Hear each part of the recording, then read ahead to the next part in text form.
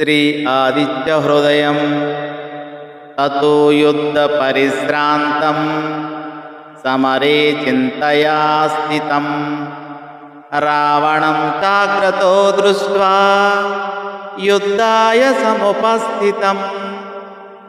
दैवतैश्च समागम्य द्रष्टुमभ्यागतोरणम् उपागम्य ब्रवीद्रामामगस्त्यो भगवान् ऋषिः राम राम महाबाहो शृणु गुह्यं सनातनं येन सर्वा नरीन्मत्सा समरे विजयिष्यसि आदित्यहृदयं पुण्यं सर्वशत्रुविनाशनं जयावहं जपे नित्यामक्षयं परमं शिवम् सर्वमङ्गलमाङ्गल्यं सर्वपापप्रणाशनं चिन्ताशोकप्रशमनमायुर्वर्धनमुत्तमम् रश्मिमन्तं समुद्यन्तं देवासुरा नमस्कृतम् पूजयस्व विवस्वन्तं भास्करं भुवनेश्वरम् पूजयस्व विवस्वन्तं भास्करं भुवनेश्वरम्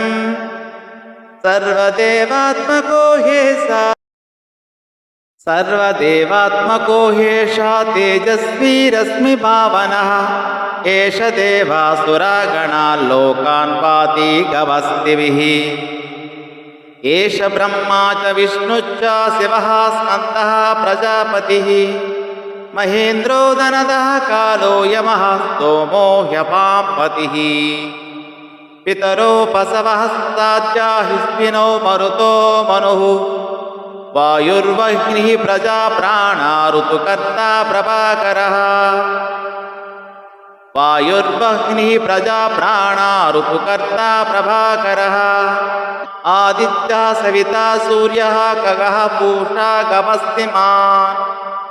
सुवर्णसदृशो भानुर्हिरण्यरेता दिवाकरः हरिदस्वा सहस्रार्चिः सप्तसप्तिर्मरीचिमान्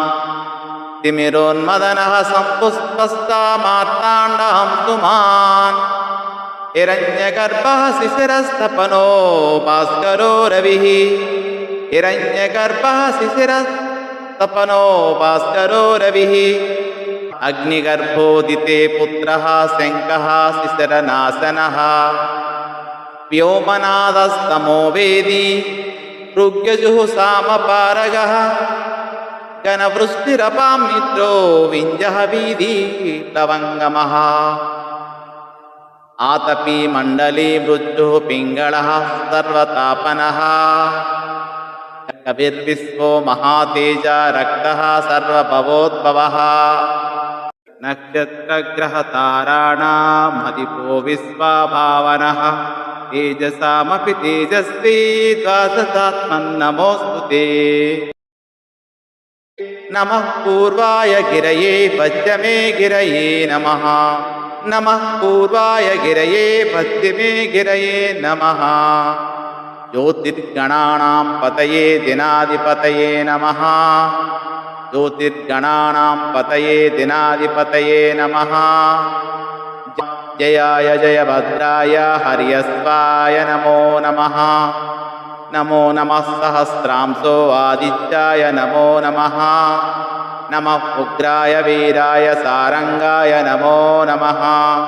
नमः पद्मप्रबोधाय मार्ताण्डाय नमो नमः ब्रह्मेशानाच्युतेशाय सूर्याय आदित्यवर्चसे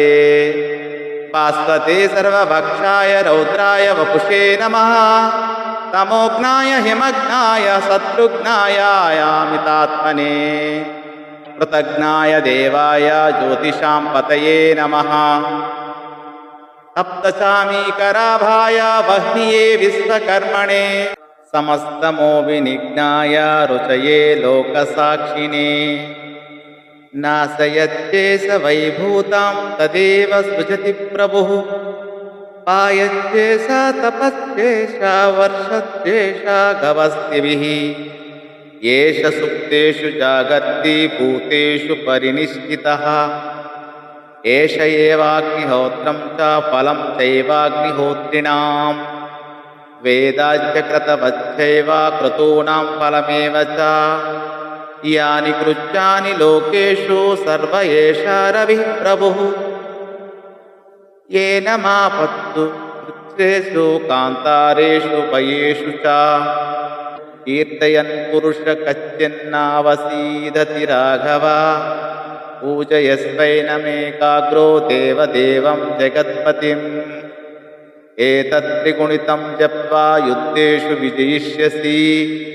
अस्मिन् कणे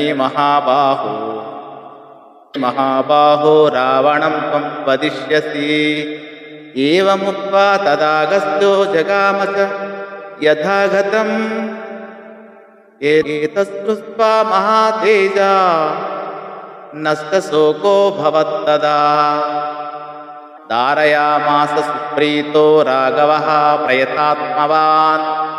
आदित्यं प्रेक्ष्य जप्त्वा तु परं हर्षमवाप्तवान् त्रिराचम्या सुचिद्भूत्वा धनुराधाय वीर्यवान् रावणं प्रेक्ष्य हृष्टात्मा युद्धाय समुपागमत् सर्वयत्नेन महतावधे तस्य कृतोऽभवत् अधरविरवधन्निरीक्ष्य रामं मुदितमना परमं प्रहृष्यमानः निशिचरपति संक्षयं विदित्वा सुरगणमज्जगतो वचस्परेति इति आदित्यहृदयं सम्पूर्णम्। स्वस्ति।